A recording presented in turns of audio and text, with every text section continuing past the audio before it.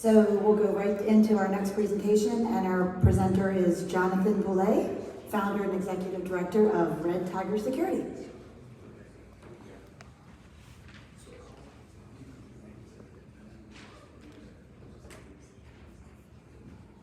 All right, thank you.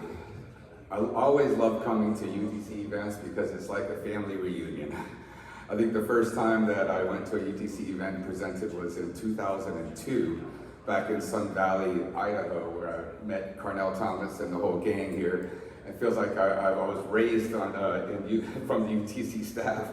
But I think that the topic of AI and ransomware and security is very applicable today. In fact, the latest Wired magazine, I brought it from my house, says, "Dear AI overlords, let's not F this up." So while AI has a lot of benefits and promise, we need to also be aware of what it can do to our systems. So with that, let's get started. So my name is Jonathan Pollet. From New Orleans originally. In fact, on my grandmother's side, she's from Acadiana, and then my father's side from France. So I have both the Quebec and France background in my blood. I started working as an engineer in control systems in the late 90s for Chevron. I moved into cybersecurity and was very fortunate to help write many of the standards that we use today. So I've been a passionate proponent of protection of critical infrastructure for at least over 20 years. So what we're going to talk about during this presentation is a couple slides that says, well, why do we care about ransomware? Why do we care about AI? We should care a lot more when they team up together. And why the conventional thinking that we've been applying to protecting critical infrastructure, it needs to be shifted to keep up with the shifting changes of the adversaries. So after we talk about the current state of cybersecurity, I'm going to quickly go into some new advanced concepts to think about and to hopefully engage your minds to think about the possibilities. The reason I want to do this is to help us think outside the box. When I was taking Japanese Jiu-Jitsu, I did that for 4 years. My sensei would make us, the very first 10 minutes of every single session, we sat down and cleared our brains and didn't think about anything, because he said, if your glass is already full, your brain's full thinking about what you have to do today, thinking about what happened yesterday, thinking about what you're going to do tomorrow, I can't pour any new knowledge into the cup, right? So you need to empty the cup so you can pour new knowledge in. So hopefully today during this presentation, I want you guys to not think about what's on your agenda, what you need to do the next hour, next day, and just think about these concepts and allow your brain to go on a little adventure. So why do we care? Well, none of us want to be in the front page news. We don't want to lose a lot of revenue, brand damage, not brain damage, but brand damage. You guys remember the MGM example recently, right? So if I'm a ransomware group and I want to extort money, why not target casinos? Because we know they have lots of it, right? Because their systems was not segmented properly, it wreaked havoc at all their MGM hotels in Vegas. Customers could not use their key cards to get into their hotel rooms. HVAC systems went haywire. It spread throughout a lot of their systems. And now we're getting other things than financial damage to worry about because of lost data. You also have double payouts where the ransomware group will want to get paid to decrypt your data, but then they also want to extort you. It says, if you don't pay me a second time, I'm going to release the data in the dark web. So they'll get 2 payouts from the customer, but then if they're really smart, they'll get a 3rd payout because they're going to say, oh, I got your money, well, screw it, I'm going to go sell your data and get a 3rd payout. So there's no honor amongst thieves, okay?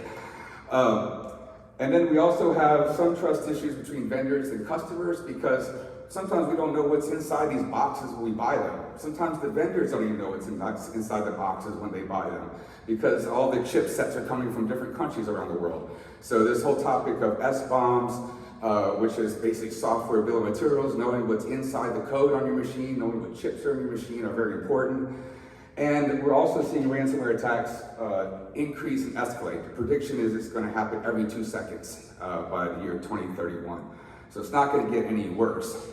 And if we do a little scroll back through time, we'll see that the first ransomware attack, it was a very crude attack, happened in the late 1980s. We've seen some more evolution of the ransomware concept with asymmetric encryption, but the really big event, if you could go back in time and prevent Skynet, right, was the advent of cryptocurrency. Once that became a standard way to pay someone anonymously, then that's when the group started really ratcheting their efforts, because now I can get money without someone tracking me, and the risk of being caught went way down. Now it started this explosion of extorting money, and down to the point where it's more about how much pain can I inflict on this person or this entity or this organization to get the maximum amount of money in return. And with the advent of ransomware as a service, now you can buy ransomware already pre-packaged and configured for as little as $40 a month, with an average payout of $6 million. In year 2022, it was $4.54 million average payout. Now it's already gone up to $6 million within this 2023. So let me talk about why we're concerned about ransomware teaming up with AI. Because if you go and Google Black Mamba, this is a piece of malware that writes itself on the fly. So if you know about traditional command and control advanced persistent threats, the way they work is someone clicks on something they shouldn't have.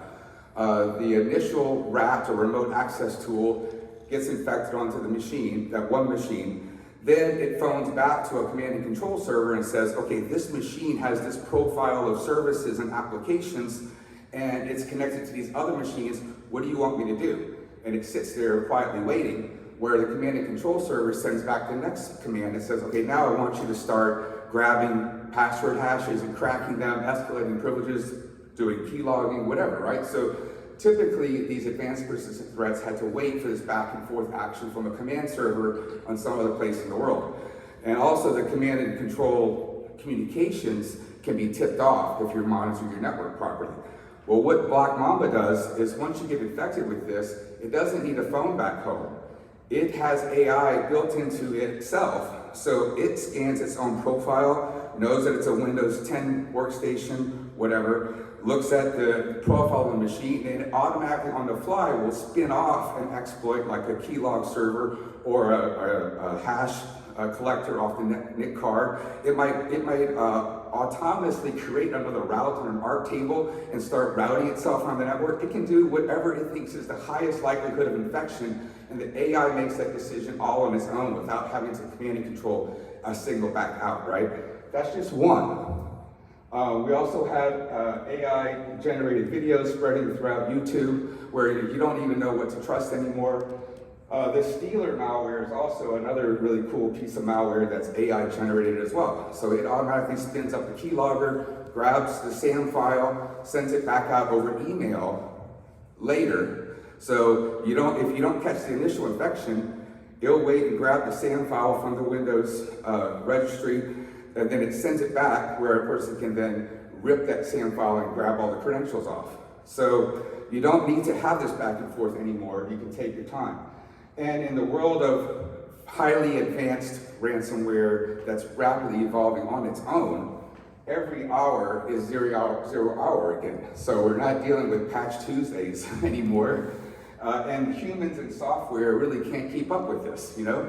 So the reason why I'm talking about this is that ransomware, there's a lot of motivation why ransomware is going to continue to get worse, not better.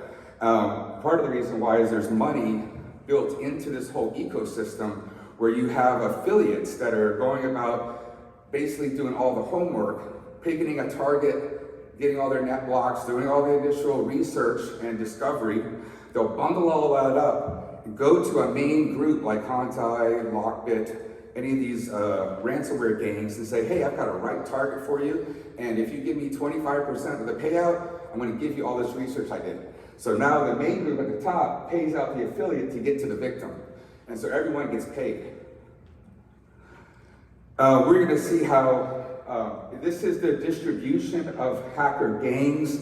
into 2022. So Conti made up 30% of the ransomware payouts. These are all different names of hacking gangs. These are the main groups at the top. However, in 2023, this is already shifting because Conti and Lockbit are no longer the leading gangs. Because after the Colonial Pipeline incident, there was a big crackdown on the big hacking gangs. So now we're going to see these little ones, especially ones like Hive and Blackbite. These small, nimble ransomware gangs are emerging, and because they're smaller, they're carving out a bigger surface area of the ransomware payout. So this is going to quickly shift. In fact, this will be completely different next year. And of course, we all know about the Colonial Pipeline incident because it was the first ransomware incident that caused an outage on the operational side. Even though the ransomware did not crawl into the SCADA systems that were controlling the natural gas pipelines, because it locked up so much of the IT resources, the connection to OT was severed and they did a controlled stop of the pipeline operations until they could get a handle on their IT infrastructure. This was so bad that President Biden declared a state of emergency to allow the transfer of fuel by road. So this was a big issue that shined a big light on ransomware. So if we think about how do we solve this problem, we really can't think about how we solved it in the past. Although network segmentation is really good, in my opinion, network segmentation, security levels, defense in depth, that's just now part of the course. Before, this was the goal, right? Now, this is just the beginning. If you segment into your network into different zones, you have clear paths where communications should go, you're following the IEC 62443, NIST, all the best standards, you're only at ground zero. If you're not there, you're below the line. So some of these factors are pushing us to do more than the minimum, right? So technology is evolving faster than we can regulate. So if you're trying to control your cybersecurity profile of your environment based on NERC, well, we all know that NERC is going to put out stuff probably a year or two after we've already had to deal with it. So you can't chase the regulation cycle. And we really can't continue this concept of a castle and moat concept where if I put enough rings of protection around the crown jewels, they're never going to get to it. The problem is we have people going directly into the crown jewel room so many times that it's now porous. And you have basically thousands of people coming in and out of the room where the crown jewels are. So you can't have a castle and moat anymore. We also have IP convergence and encapsulation of non-routable protocols. So before, when I was an engineer at Chevron in the late 90s, we had 4 to 20 milliamp instruments and non-Ethernet serial-based systems with proprietary protocols. We'd have a different set of wiring harnesses and protocols for HVAC systems, lighting systems. Water, wastewater was different. And over the years, all these protocols have been encapsulated over Ethernet, and all these disparate physical media have all centered around Ethernet. So now we have organizations that put everything on the same network. They've got VLANs at layer 3 trying to do security separation for all these different types of protocols. And you might have the physical cameras, badge access systems on one VLAN, and you might have the internet directly on another VLAN on the same switch, which is ideally not what you want, but that's where we evolved to because of the evolution of protocols. We also have the requirements of cloud services, limited on-prem options, and vendor access. We worked for 2 years for a very large manufacturer of clothes and labels and stickers and everything. We went to all of their highly critical rated plants around the world. And this theme started coming up where the machine manufacturers discovered that people were trying to cheat them out of their annual license. So once they would sell them a big machine, someone would, if they had a USB key for the software license, someone would clone the USB stick, someone would crack the code and try not to pay the annual service. So what they did was, now a lot of the new machine manufacturers, when you turn on the machine, it has to go out daily to the cloud and check and get a license file pulled down for that daily operation. So if that internet cloud is severed, they can't manufacture their product. And so now the things on the plant floor, has to go up to the cloud, and so these cloud-based services are now become interdependent and woven into their manufacturing processes. We also find a lot of companies will use cloud-based optimization services where all the process variables from the plant goes up to the cloud. Some cloud service determines what should be the set points for the operators, and will send it back down to the operator station and says, actually, the way these control loops should be set to this level for optimization. Do you want to accept them? Operator says yes. The cloud services then write the set points down to the controllers. So how do we do castle and moat when we have the set points of the plant coming from a cloud service all the way down through these networks to the operator in front of the pane of glass? These are the things that we're trying to solve today.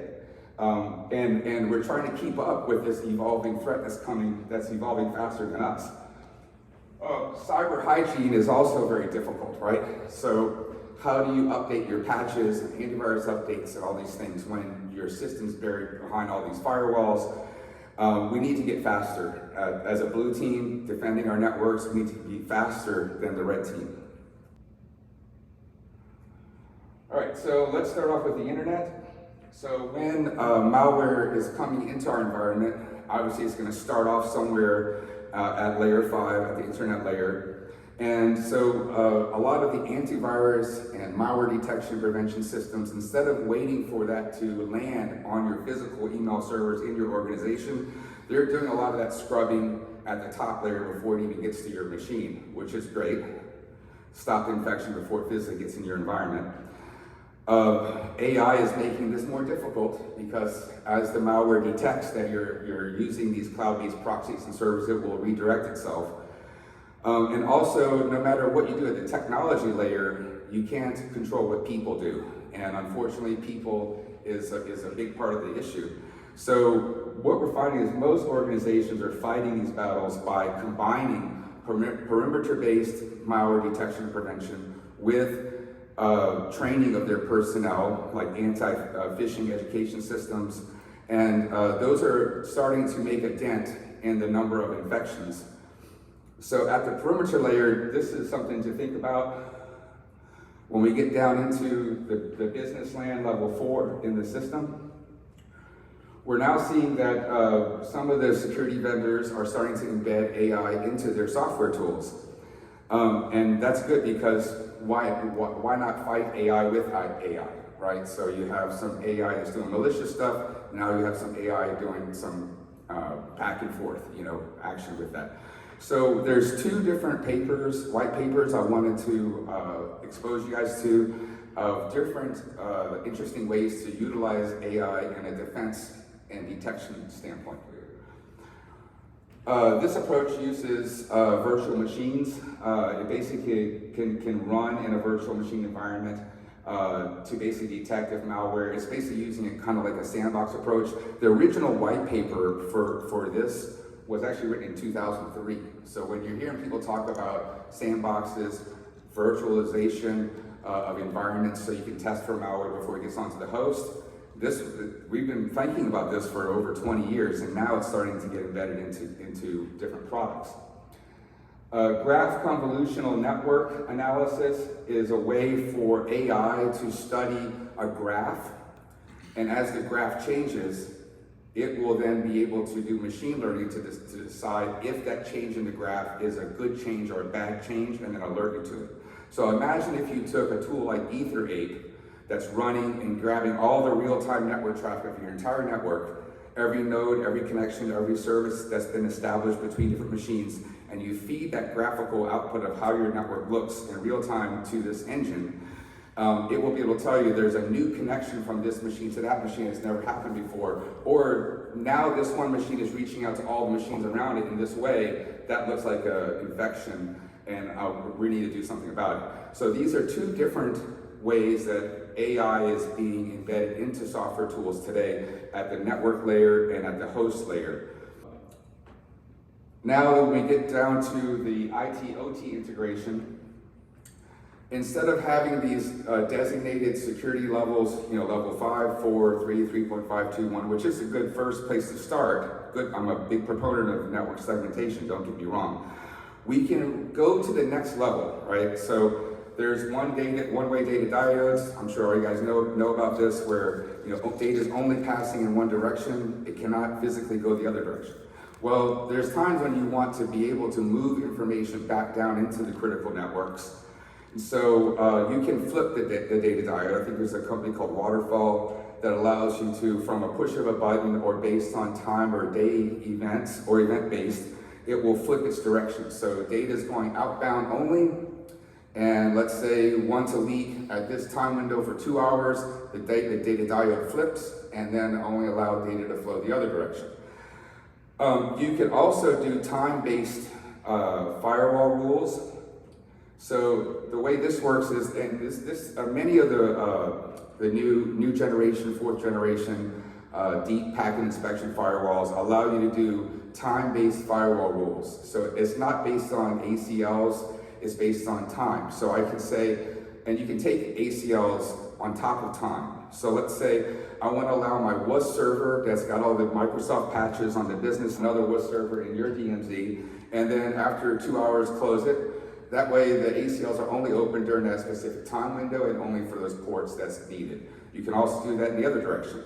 I collect all the logs from the OT environment, and then once a week we do a syslog transfer, or once a day, maybe at midnight, syslog transfer. That helps you reduce the attack surface of these holes that have to be required for business purposes or operational purposes.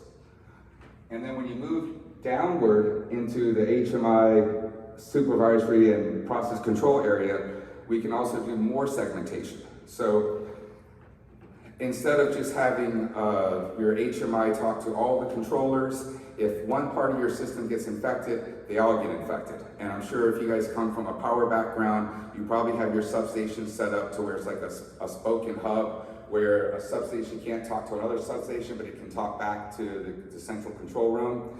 And on manufacturing plant floor world, everything talks to everything because it's a distributed control system, a DCS. So what we're starting to do with our manufacturing customers is to put things into operational cells. We also did this for Walt Disney at all their parks. So basically a system, whether it be the lighting system or this type of ride or this type of PA system, is all going to be micro-segmented down. Even though they're all OT systems, we don't want one system to infect the others. So that concept of micro-segmentation allows you to have more containment.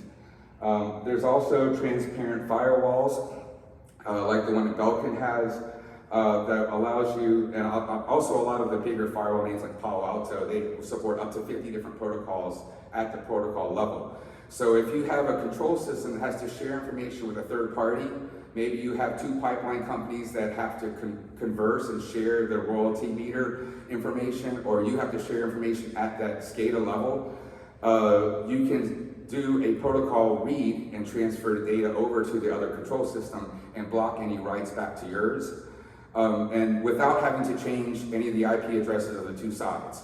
So transparent protocol blocking firewalls almost acts like a data diode, but it only allows directional read or writes at the application level, not at layer 2. It's also really good if you're a vendor. Let's say you're a vendor providing remote support to a set of tools that your customer is using, and you want to get a real-time feed of that data from those tools, such as, let's say, vibration monitoring on a large inductive motor, and you want to do preventative maintenance on that. You need to get really a lot of big data. You need to get data every minute from that device. Well, we don't want to have bidirectional communications from a little PLC that's down on a plant floor all the way up to the internet and punch holes through all that stuff. So how do you read that information remotely in real time? You could put in a backdoor communication channel, like a cell phone card on these things, which we've seen directly on a PLC rack.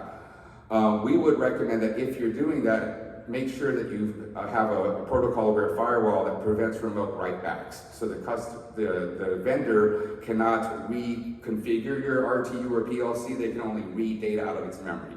So that's another good use for protocol-aware firewalls. Also, the biggest pain point in ransomware is not the fact that the files aren't encrypted. It's the problem that people aren't building ransomware-proof backup systems. And if you had a ransomware-proof backup system, it'd be like, who cares if I got ransomware? I can just restore very quickly within an hour and only lose an hour of data. So this is a way for you to think about doing ransomware-proof backups, right? So we're a big advocate of having 2 backups of everything that's critical. So one system synchronizes and backs up data automatically to a cloud solution offsite. Another backup is taken at the same time locally, but you should have 2 backup systems locally and rotate them so that every hour, let's say you have a NAS box or a SAN system that has all your backups on, just rotate them digitally so that at any given point in time, one of your backup solutions is offline, physically disconnected from your network. You can do that with a time-based firewall rule. So if you got a SAN system here and a backup SAN system here, put a firewall between them, have a rule that says every hour, open the port to back up all the data, close the port. Open the port to back the data, close the port. That way, if you get infected and your cloud data is corrupted, your locally SANS NAS system that you're using in real time is also infected, well, the one that's offline, that's the standby, is not infected. So it's the concept of having like 2 control centers, primary and backup, where the backup control center is not connected to the system at the same time the primary is. Now that solves the IT side of it. Well, how do we do a more elegant backup system for OT? Because we don't want to open up OT to IT all the time, but we want to use the mature processes on the IT side to elevate our capabilities on the OT side. So what I've seen work really well is have all the OT systems back up their data every hour. All the graphics, all the process variables, all the tags, all the OPC data, all the process historian data, back up all the configuration files of all the RTUs, PLCs, back it all up to local OT DMZ system that's locally on the OT side of the firewall, and then only open up that connection between OT and your IT system once a day to allow that daily backup to then get out of the OT environment over to IT. Well, once it's on the IT side, the automatic backup to the cloud into this isolated SANS takes care of itself. I just got to get the data from OT to IT, but I don't want to allow that backup system to be online all the time. So the concept is get this data moved around the network and don't leave the connections persistent all the time. That's going to reduce your attack surface and reduce your risk. Lastly, what do you do when the thing you're trying to protect is inside your body, or it's an embedded meter, or it's an embedded system that you never want someone to change its configuration without being physically present? So one of the things that I've seen come up in the marketplace in the last couple of years is, especially in the medical industry with pacemakers, is the remote administration or configuration change channel on that chipset, on the pacemaker, is only powered up when a special WAN device is put over it. So instead of your pacemaker listening on a certain frequency at all times, and you go to visit your doctor, he opens up his little thing, reads your pacemaker, adjusts settings. The pacemaker itself does not talk to anything. In fact, the communication to comm channel is physically dead. When you put an induction WAN over it, the induction power between the WAN and the chip on the pacemaker turns on that induction, actually, like wirelessly charging your phone. It actually turns on the comm stack and allows the doctor to make changes to your pacemaker. When the WAN isn't present, no one else can make changes to your pacemaker. And then there's cryptographic keys between the WAN, so you can't duplicate it. That technology, I'm on a board that provides some cybersecurity advice to this company that's doing this. They're then taking that concept to cars. Do you really want your car to be connected to the internet at all times? For over-the-air updates, maybe you wake up the next day and your car doesn't start because it's bricked. So the concept is to put this into the harness of your car, and when you have your key present, when you're physically in the car, your car can communicate, get updates, and do your GPS. When you take your physical key away from the car's systems are still work, the cameras work, it still records whatever happens, but it is not connected to the internet, it is isolated from the internet. So it also means no one can hack backwards into your car from other systems like OnStar. So this company has then taken that approach and moved it to the admin port or the console port on the back of RTUs, PLCs, firewalls, switches. So if you want to make a change to a device, you can't do it over Ethernet. For certain critical devices, you may not want anyone to be able to make a change to that device unless they're physically in the substation. So this is basically LED, set of LEDs, and the device overlays on top of it, and when the LEDs do is it powers up the comm stack and allows you then to use the console port. So this is basically a way to provide isolation where no one, it's like air gapping a system until someone brings the right token physically into the room, and then it's electronically opened and turned on, but then it turns off when you're not there. So here's some sources for some of the content that I put together for you guys. And this deck will be available for you guys to go back through. And any questions about any of the stuff that I put together for you guys? Yes, great talk, everyone. Thank you. Question about the colonial pipeline. So, as you pointed out, they didn't penetrate the AT network, but indirectly they impacted by severing the connection between IT and AT. So, talked about this with colleagues, and there's two schools of thought on why the AT didn't get. One, technically, they just didn't succeed when we not got the call. Or the second reason is, and I know you'll be aware, but a lot of people don't understand that there are bylaws, rules, and conducts for a hacker group, depending on their done by. I think these ones in Russian. There's a set of rules which says go hit the corporate IT network, but leave the AT network. Right. Yes. This is the equivalent of finding nuclear missile, and yes. there'll be a retaliation. Yes. And they don't want to get caught. Yes. They want to do what they're favorite. So, just interested in your thoughts on that and what you know. Absolutely, yes, because the United States, when President Obama was president, made a statement that said, America will respond with a kinetic attack if another country hits us with a cyber attack that causes a kinetic response. Yeah. So if someone hacks into a pipeline in the United States, and that pipeline locks up and explodes because they altered the pressure set points or whatever. Yeah. So a cyber attack that leads to a disruption of our critical services, we can respond in kind with a kinetic attack. Basically, we're going to bomb the heck out of it. So, yeah, all these threat actors around the world playing in the same sandbox with our NSA and CIA guys, and they're all like little kids in a sandbox with like playing rules where they can like probe each other and check each other. They do like chessmate games and everything, but the way that they interact with each other is under these guidelines, loose guidelines, right? So that's a good point you made. And you think in that case then that was one of the reasons why they didn't penetrate, but they went as far as to show what we can do? I think so, because I mean we've seen with Triton and all these other incidents that getting down to even down to the controller is very rudimentary if that's your goal. Yeah. I don't think that was their goal. The goal of this particular ransomware group that was involved with Colonial Pipeline was to extract the most amount of ransom out of that. Yeah. It wasn't to cause disruption. If it had been their motive, I don't think they would have stopped. So I think If they go that far. They go that far. I mean, you're going to have historian servers. You'll have a Pi server open on port 5450 talking to the OT system. Probably has all the Active Directory ports open, and then on another NIC card is connected to IT. You know, so if someone wants to get in, they can find the little key points between IT and OT. Yeah.